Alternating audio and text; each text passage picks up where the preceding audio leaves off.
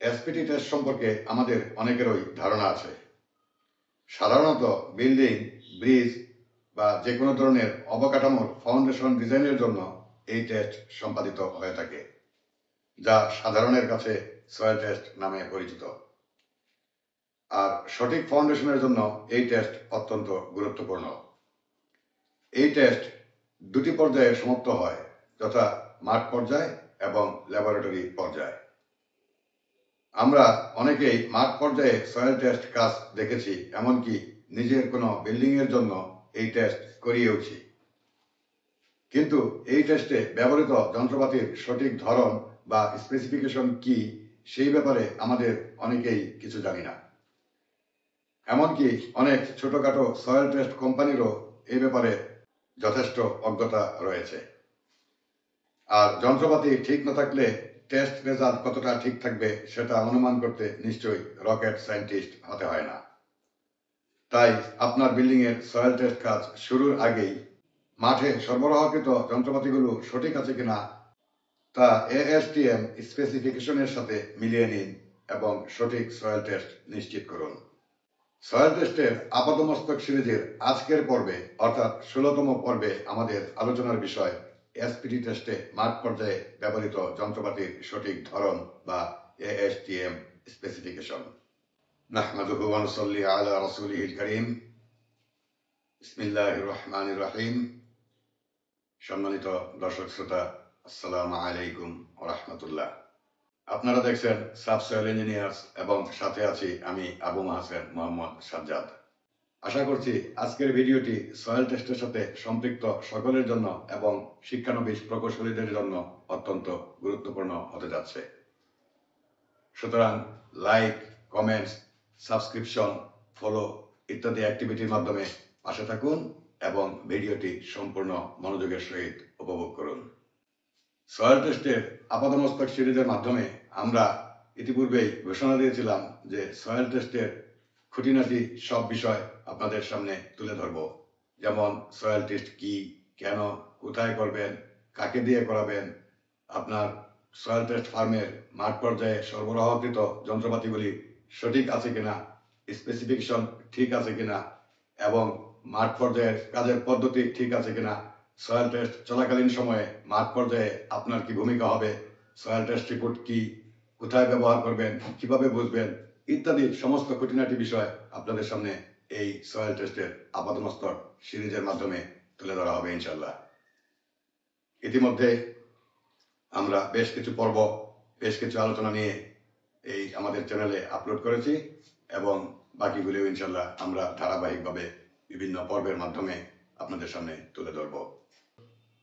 এই ট্রাইপডটিকে রিগ হিসাবে ব্যবহার করে মাঠ পর্যায়ে ড্রিলিং, স্যাম্পল কালেক্টিং এবং এসপিটি ভ্যালু সংগ্রহ করা হয়।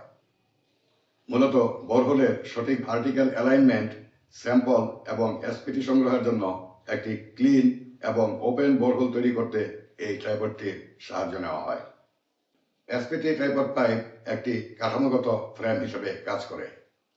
সাধারণত 5 মিটার লম্বা একটি স্টিলের কাঠামো, যা পুলি সিস্টেমের সাথে ব্যবহার করা হয়, যাতে স্ট্যান্ডার্ড 63.5 কেজি হ্যামার 30 ইঞ্চি উচ্চতা থেকে ফ্রি ফল হতে পারে।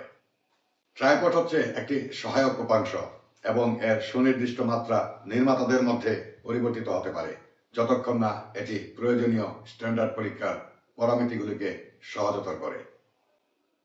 সাধারণত হালকা মডেলের জন্য হালকা ইস্পাত বা কখনো কখনো অ্যালুমিনিয়াম দিয়ে এটি তৈরি করা হয়। সাধারণত এটি 5 মিটার বা 16.5 ফুট লম্বা এবং পরিবহনের সুবিধার জন্য এগুলি প্রায়শই দুটি অংশে বিভক্ত থাকে। হ্যামারটি পরিচালনা করার জন্য প্রয়োজনীয় উচ্চতা এবং স্থিতিশীলতা প্রদান করে এবং এর সঠিক ফ্রি ফল হাইট 760 মিলিমিটার অর্থাৎ 30 ইঞ্চি নির্ধারণ করে। অ্যাসেম্বলির মধ্যে রয়েছে ট্রাইপড স্ট্যান্ড, উপরে একটি পুলি অ্যাসেম্বলি এবং হ্যামারের ম্যানুয়াল অপারেশনের জন্য দড়ি। ট্রাইপডটি একটি সম্পূর্ণ এসপিটি যন্ত্রপাতির অংশ, যা অবশ্যই ASTM D1586 এর মতো আন্তর্জাতিক মান পূরণ করতে হবে। সচরাচর বাংলাদেশে ব্যবহৃত ম্যানুয়াল ট্রাইপডগুলো হচ্ছে 3টি স্টিলের পা এর সমন্বয় যার প্রত্যেকটা পা আবার 10 ফুট লম্বা করে দুটি পাইপের জোড়া।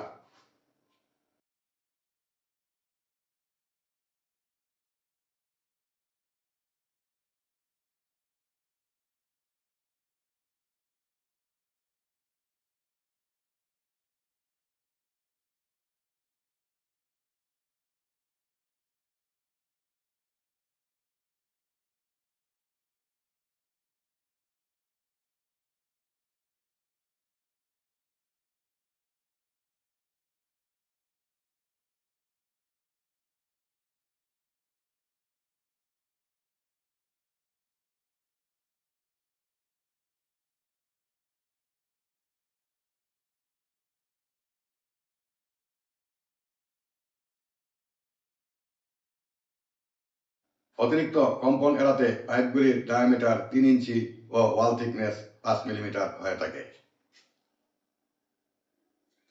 ডায়ামিটার ও লেন্থ আপনি সহজেই ফিতা দিয়ে বা স্কেল দিয়ে মাপতে পারবেন, কিন্তু পাইপের মুখ বন্ধ থাকার কারণে আপনি কোনো সহজ পদ্ধতিতে এর ওয়াল থিকনেস মাপতে পারবেন না। সেজন্য আপনাকে স্টিলের ভলিউম এবং স্টিলের স্ট্যান্ডার্ড ওজন ব্যবহার করতে হবে। এই হিসাবে 10 ফুট লম্বা এবং 3 ইঞ্চি ডায়ামিটারের একটি পাইপের ওজন হবে 27 থেকে 28 কেজি।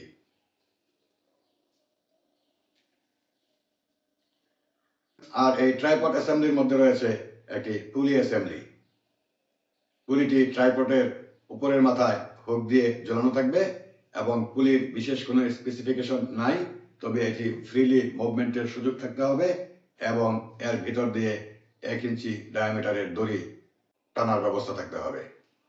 আর সেই সাথে পাইপ টানার জন্য যথেষ্ট শক্তি এবং 63.5 কেজি হ্যামার তোলার জন্য যথেষ্ট শক্তি সম্পন্ন হতে হবে।